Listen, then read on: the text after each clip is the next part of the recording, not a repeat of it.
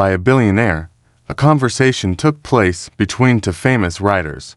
One of them pointed out that their host had made more money in a single day than the other had earned from his best-selling novel over its entire lifetime. The response was calm but unforgettable. "Yes, but I have something he will never have." Enough at one word enough holds incredible meaning. It's simple, yet deeply powerful, because in today's world, especially among the wealthy and successful, the idea of enough seems to have no limit. To understand the danger of this, consider the story of Rajat Gupta. He came from extremely humble beginnings, growing up in Kolkata and losing his parents at a young age. From those circumstances, he built an extraordinary life.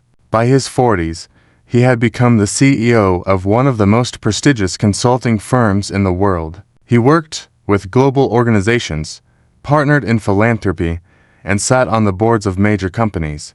By any measure, he had achieved incredible success, was also immensely wealthy, worth tens of millions of dollars. He had more than enough to live any life he wanted. But for him, enough wasn't enough. He wanted more. He wanted to reach the level of billionaires.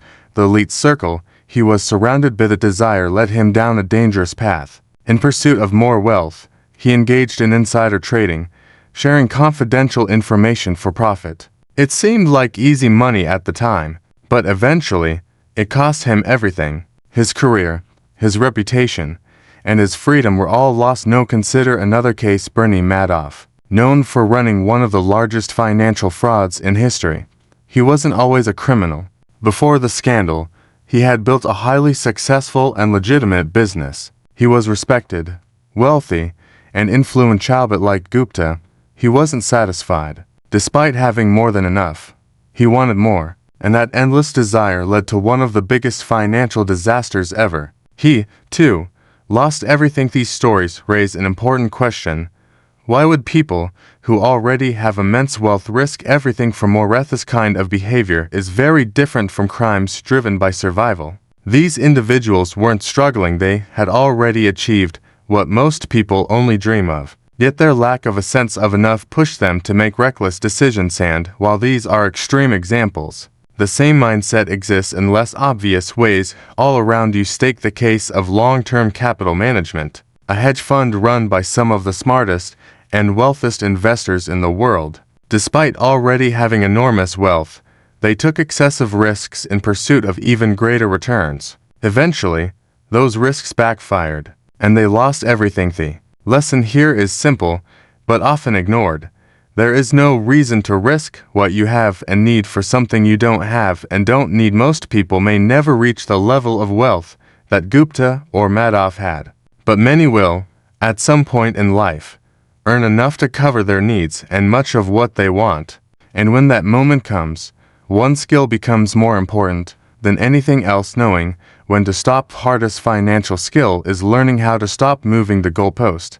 Because if your expectations grow as fast as your success, you will never feel satisfied. No matter how much you achieve, it will always feel like it's not enough. This is where things become dangerous. The desire for more money, more power, and more status can grow faster than your sense of fulfillment. And when that happens, you may start taking bigger risks just to keep up with your own expectations. A big part of this problem comes from social comparison. We don't measure our success in isolation, we measure it against others. Someone earning a high salary might feel wealthy until they compare themselves to someone earning even more, and that person compares themselves to someone even richer. This cycle continues endlessly, creating a game that can never truly be won. Truth is, there will always be someone with more. The ceiling for comparison is infinite. The only way to win that game is to step out of it and accept that what you have might already be enough. Think of it like a casino.